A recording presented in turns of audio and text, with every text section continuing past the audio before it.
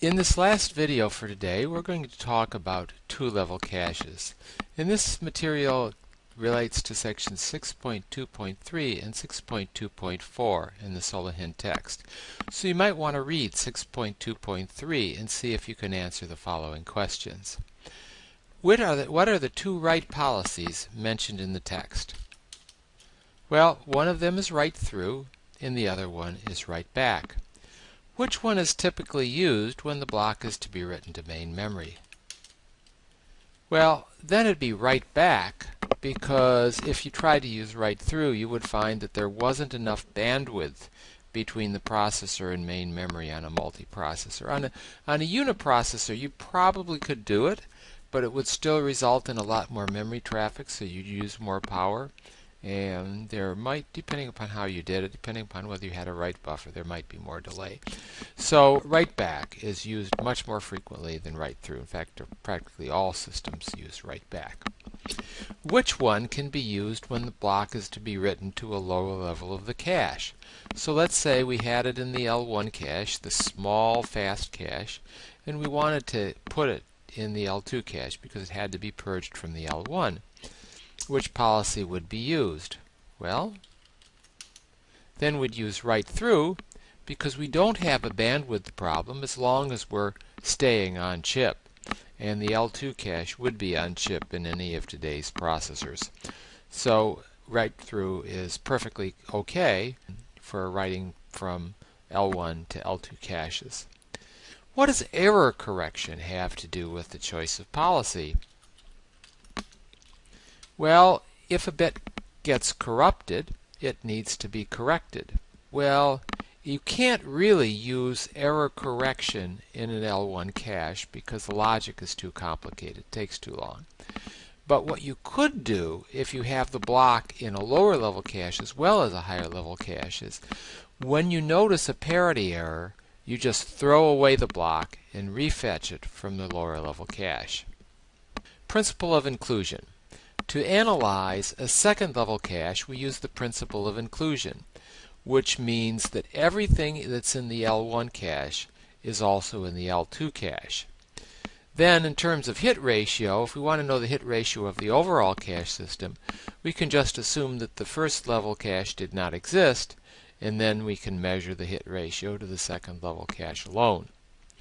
Now I want to ask, how should the line length in the second level cache relate to the line length in the first level cache? Well, the line length in the second level cache needs to be at least as large as the first level cache. And the reason is, if you kick something out of the first level cache, you've got to be able to put it in a single place in the second level cache. Otherwise, a miss in the L1 cache could cause multiple misses in lower level caches, which are a lot more complicated.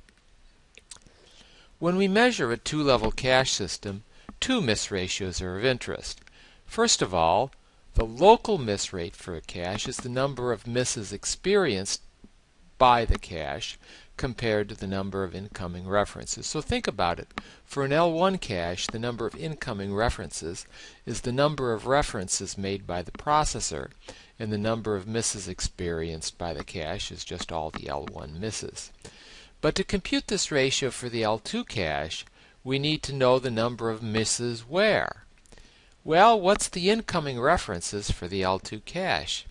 They would be simply the misses in the L1 cache. So if we know the number of misses in the L1 cache and the number of incoming references, then we can measure the number of if we know the number of misses in the L1 cache and then we know the number of misses in the L2 cache, we can measure the local miss rate for the L2 cache. The global miss rate of the cache is the number of L2 misses divided by the number of references made by the processor. That's what we'd get by doing the analysis assuming that the first level cache did not exist. And that's the primary measure of the L2 cache. What conditions need to be satisfied for inclusion to hold? Well, first, the L2 associativity must be at least as great as the L1 associativity. because otherwise more entries in a particular set could fit into the L1 cache than the L2 cache, which means that the L2 cache couldn't hold everything that got evicted from the L1 cache. So the L2 associativity needs to be at least as large as the L1 associativity. Second, the number of sets in the L2 cache needs to be at least as great as the number of L1 sets. Let's assume that the L2 line size is at least as great as the L1 line size. If it weren't true that there were at least as many sets in the L2 cache, then multiple L1 sets would depend upon a single L2 set for holding data that got kicked out of the L1 cache. So that means that references to one L1 set could affect what blocks of the other set get to be held in the L2 cache, and that would just complicate the organization very considerably. So the number of L2 sets needs to be at least as great as the number of L1 sets.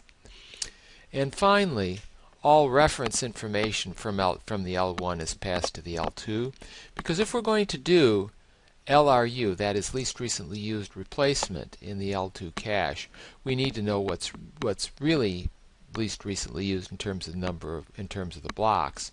And a lot of the references, in fact all the references, go first to the L1.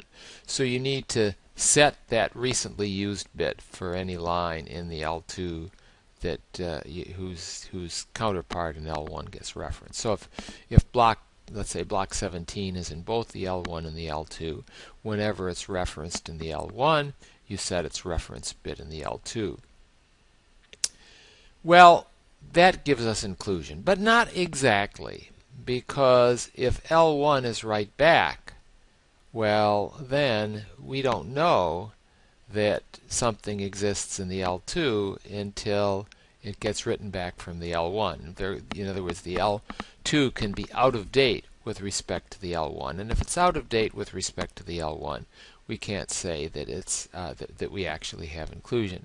But we still have what they call statistical inclusion. L2 usually has the data that's in L1.